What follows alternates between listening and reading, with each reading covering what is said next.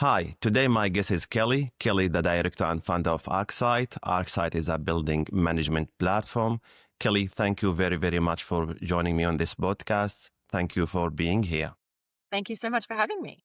Kelly, please introduce yourself and share your journey, how you moved from the real estate business to the ArcSight digital platform for the management sectors. So I started a company called Residential Reports in 2003 in Canberra, and we do pre-sale building inspections. We're the only jurisdiction in Australia where building compliance, pest and energy rating reports have to be done as part of the contract for sale. It's actually a really good system because it means that the vendor and the agent arrange the report in advance. The buyer is indemnified, but there's one source of information that people can use to make the decisions on buying a building, and they're not getting those reports at the end of the process, which can be quite disruptive to negotiation. So the ACT model, we're actually finding that people are adopting it in New South Wales, and that it just provides clarity during the sale and during negotiation. So that was where we started. We've been doing that now for 23 odd years. Through that journey, I realized very quickly that we would need to really up our game in terms of technology. So I don't have a software background. I've got a comms and PR background actually. And now I'm a Class A building assessor and a licensed real estate agent. But I went out to buy software for residential reports and there wasn't anything off the shelf that was going to work. So we ended up building our own. So we did that in-house with a team that I hired in 2008, maybe 2007. And that doubled our productivity overnight, and the increase in the quality of our reports and the data that we were collecting and the information that we were sharing with our audiences was just through the roof. So that because of the way that the industry works in Canberra, I've got big connections with pretty much every real estate brand and property management and strata management brand in the region. And the law changed in the ACT, which meant that building maintenance plans were required for large strata buildings. And so everyone needed, get their hands on one. And I started to do a lot of homework and realized that what was out there was just a report on a piece of paper that was going to go in someone's bottom drawer. And that the information that, the intent of a building maintenance plan, for it to work, it really needs to be a live plan. It needs to be continuously updated and referred to. And so we built a platform called ArcSight. And ArcSight we describe it as the zero for buildings. So this is what the finance industry did 30 years ago when MYOB and Xero came along. And instead of you going to your accountant and using their systems or their tools, and then if you move or if you need new financial advice, you have to move all your information to a new system. The concept of Xero is that you've got your building data and the way that you perform as a business set in stone. And then you can have people come and go from that platform based on the services that they're providing for you. So, if you've got a fantastic accountant, they're going to do brilliantly in ArcSight, in Xero. But if they're not performing, you can just log them off and log the new accountant on. So ArcSight is the same principle. We actually belong to the owner's corporation and we are stuck to the building.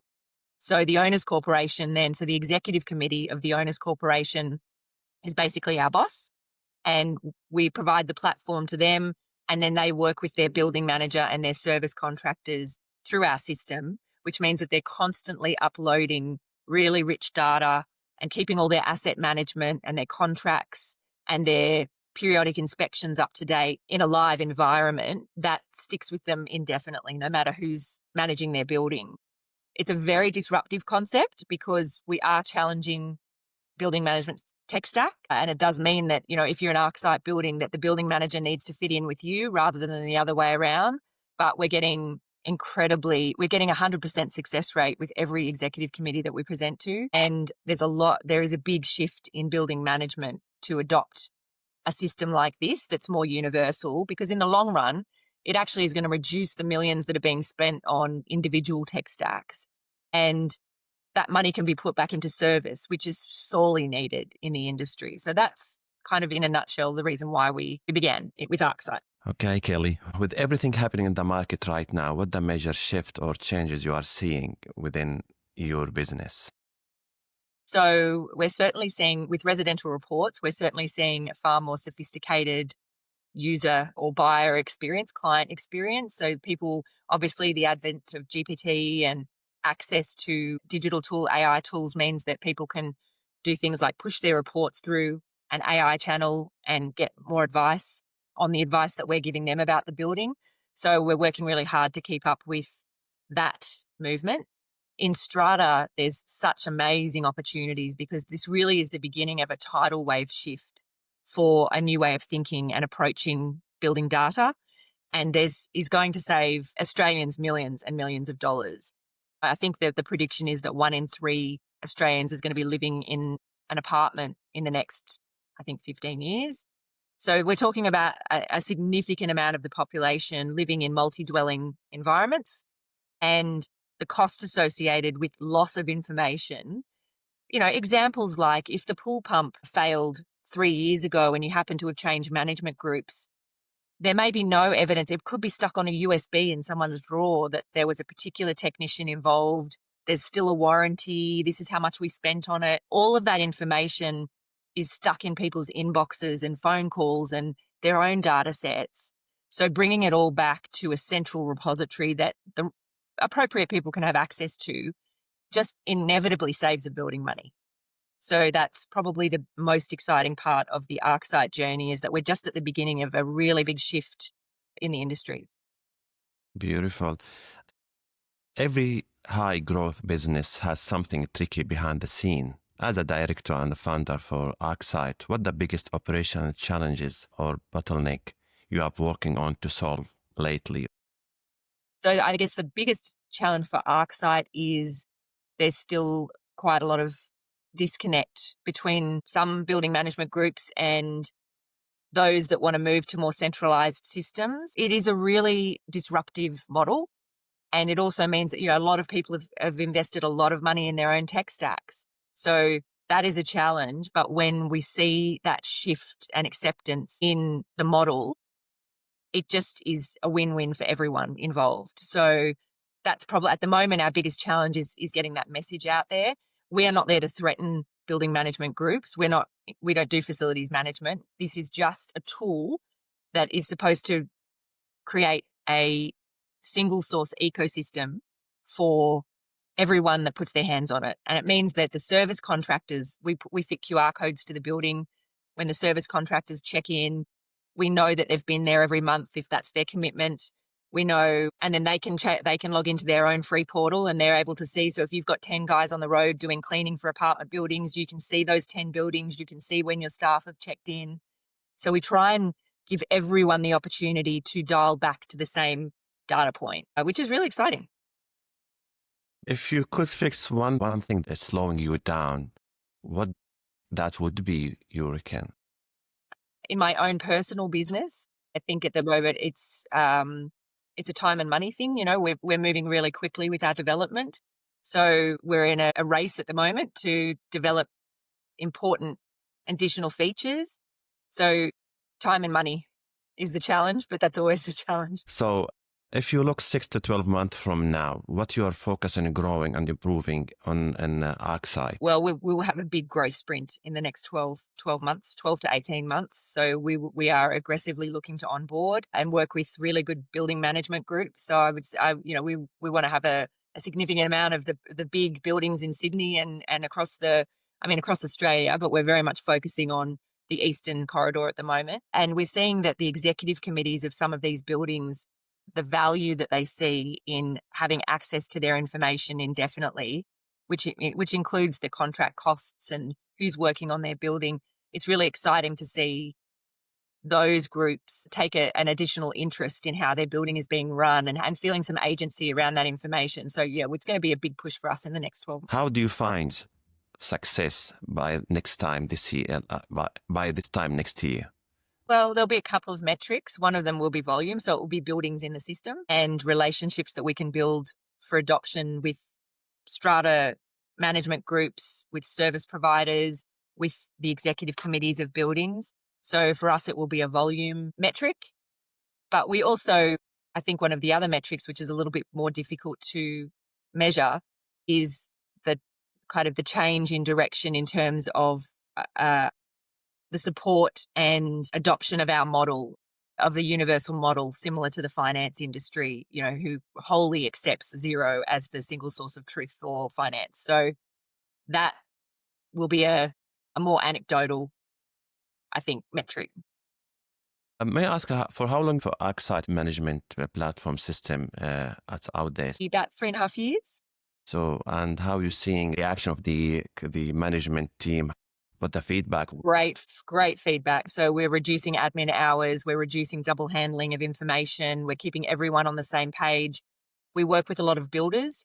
So builders of big apartment buildings will often gift the building their first year of subscription because there's a defect management system within the platform. So there's a single source for the DLP period, which is a period of time when the builder has to come back and pay attention to all of the defects that naturally occur in a new build.